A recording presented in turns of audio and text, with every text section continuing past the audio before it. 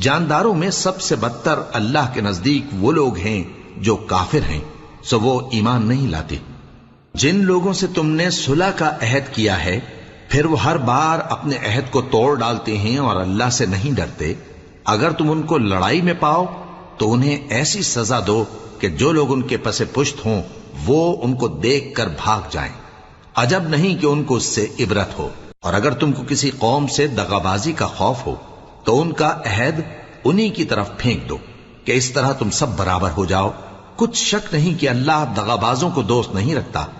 اور کافر یہ خیال ہرگز نہ کریں کہ وہ آگے نکل گئے ہیں،